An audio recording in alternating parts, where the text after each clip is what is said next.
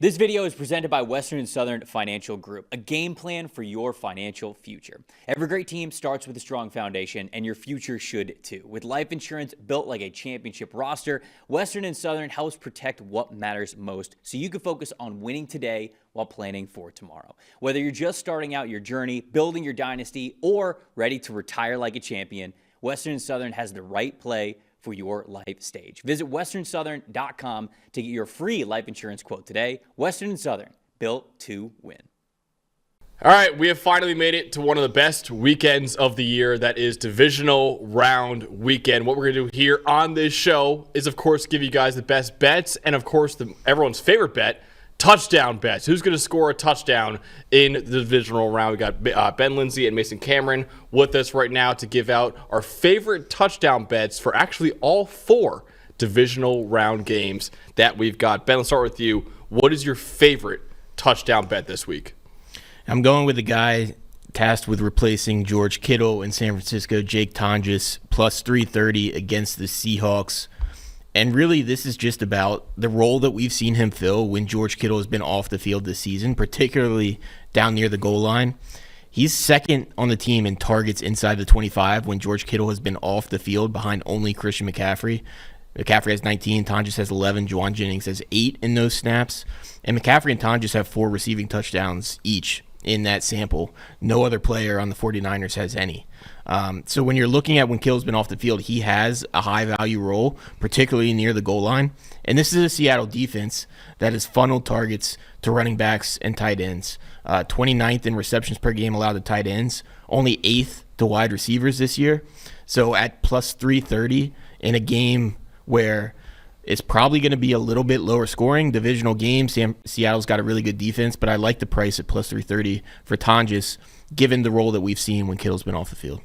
He's really found a way to get into the end zone a lot, especially in those situations where Kittle isn't on the field, and even sometimes when he is. And he becomes this, 3-1 long, like little bit longer odds there than you would think for a guy who's going to be stepping into this very massive role for this offense and is going to prove to be a pivotal point for them to stay in that game. All right, Mason, what is your favorite touchdown bet this week? I'm going with another one on a team that's going to be missing potentially a key piece of their offense. And I'm going over to the Houston Texans. We're going to go Jaden Higgins at plus 310. He's got 6 touchdowns on the year. That's tied with Woody Marks and Nico Collins for the team lead. He has 2 in just his last 3 games. And really the big thing here is Nico Collins in the concussion protocol. They played on Monday, so it's really up in the air if he's going to be able to get back in time for this game. It's going to be something we're watching the injury report for as the week goes on. And Collins, he leads all Texans receivers in red zone target percentage at over 25%. No other player on the Texans has a 20+% in that same facet. Really this is going to come down to Higgins and Xavier Hutchinson to fill that void. But Higgins is actually a really good target here. He leads Houston in total targets and red zone targets when Collins isn't on the field. And in the 2 games that Collins did miss this season, he scored in each of them. That was in Week 8 and in Week 18. So there's really a great opportunity here, especially when we talk about against the Patriots coverage unit. They're 21st in red zone touchdown percentage allowed. 17 touchdowns allowed to wide receivers this season. That's tied for the 8th most. And a big loss for them as well is they're likely going to be without Christian Gonzalez, who's also in the concussion protocol. That's going to be something we watch going into here, how these guys progress throughout the week through concussion protocol, because there's a lot of hurdles to jump through in order for them to play after just 6-7 days. So that's going to be something worth watching. If Gonzalez isn't able to go, that's going to leave second-year undrafted cornerback Charles Woods to replace him. I mean, he played pretty well in his short role in their last game after Gonzalez came out, but that is going to be a spot that you could potentially pick on in the secondary. And something we always talk about with secondaries is that you're only as strong as your weakest link. So they're going to take advantage of that inexperience and really pepper him with targets. I think that this is a great opportunity for Higgins to get into the end zone here. Ben, what do you think of that? Yeah, I like it. You saw even in the Pittsburgh game that when Collins went down, Higgins got more of those looks over the middle of the field. He becomes the first read more often. And this is a Patriots defense that I was wrong last week. I thought the Chargers might be able to move the ball a little bit, but the Patriots defense really hasn't been tested by very good offenses this year. So I do like Higgins' potential to score at this price. All right, so we went over our favorite touchdown bets of the week. Let's go about some long shot touchdown bets of the week. Ben, let's start with you. Let's go over to the other AFC divisional round game, the first divisional round game that we'll get on Saturday with the Bills and the Broncos. What do you like in that matchup? Yeah, we're going to go with the first touchdown. Dawson Knox, first touchdown, 22-1.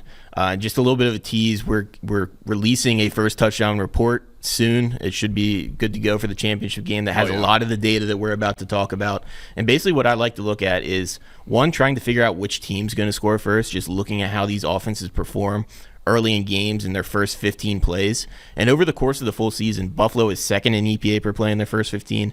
Denver's 27th. And the split isn't quite as drastic when you look at the second half of the year. Buffalo's 12th, Denver's 20th.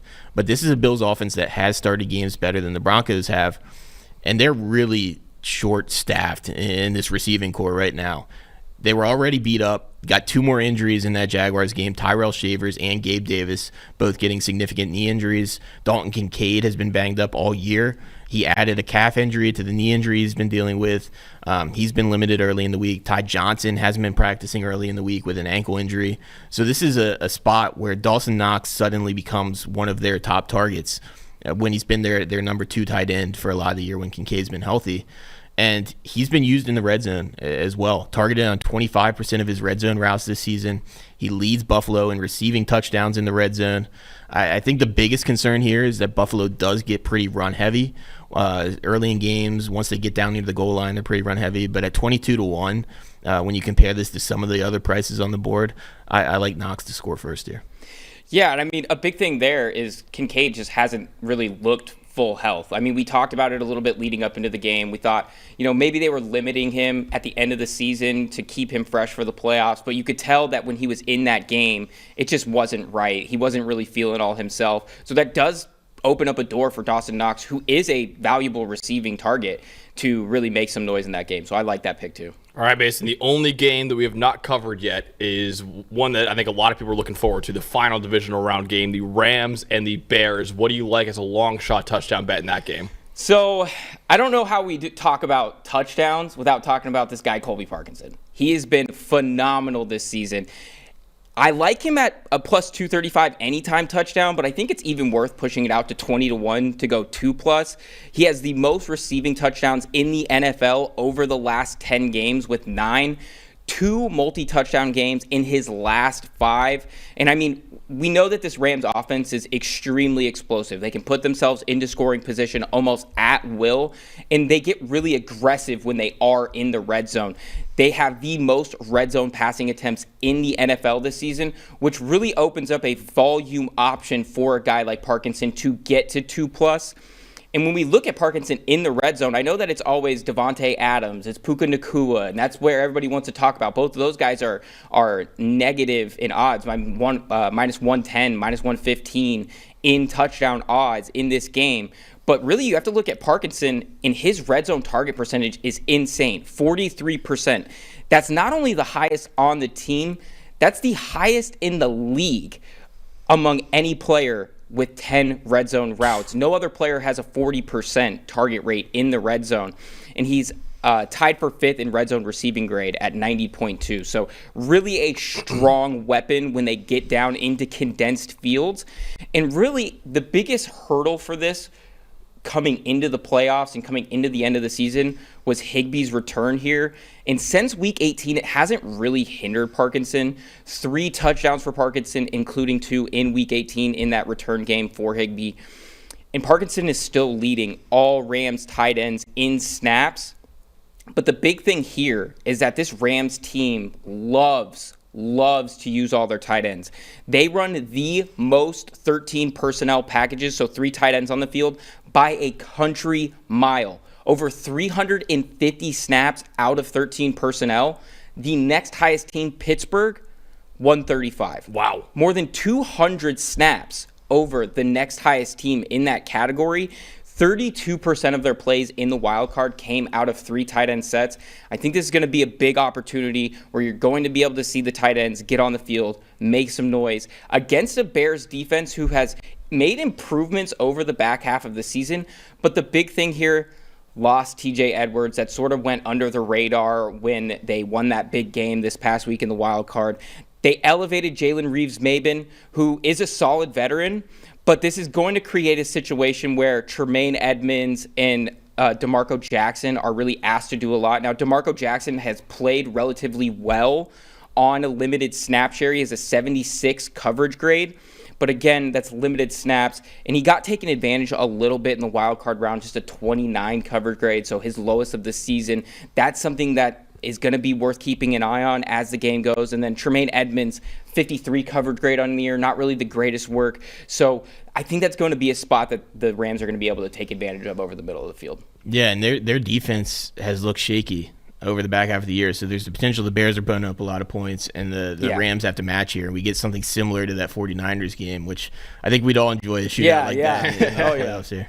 Love that. All right, a lot of tight end bets here that we like in the divisional round. Kind of recap all of them. Ben's favorite touchdown bet, Jake Tonjes on the 49ers plus 330 for the 49ers against the Seahawks. His favorite long shot touchdown bet is Dawson Knox to score the first touchdown of the game at plus 2,200 in that Bills and Broncos game. Mason's favorite touchdown bet, Jaden Higgins plus 310 to score in the Texans-Patriots game. And the favorite long shot touchdown bet is Colby Parkinson to score 2 or more touchdowns at plus 2,000 in the Rams and Bears game. Again, enjoy this weekend. It's one of the best weekends of the year. Check out the PFF NFL betting show for all the best bets that you get every Friday morning at 10 a.m. Eastern time. For Ben Linsey, for Mason Cameron, I'm Max Chadwick. We'll see you guys next time. Everyone's got takes.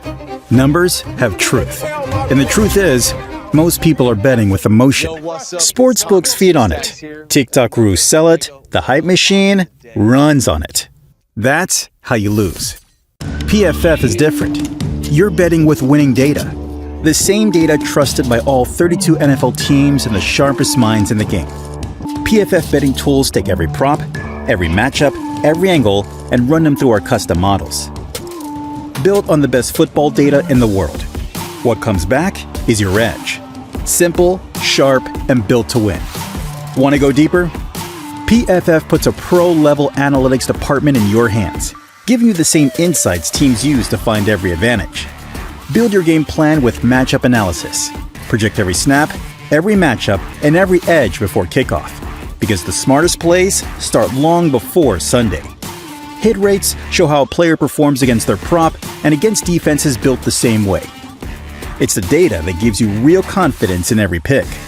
Next, Key Insights translates PFF data into the story behind every matchup, giving you the why that powers your bets. From coverage schemes to defensive looks, it's the context that turns raw numbers into winning decisions. When you're ready to take action, filter through every prop on the market and focus on the opportunities that matter, by game, matchup, or value. Then, shop for the best available line in your area and tap your book of choice to place the bet instantly.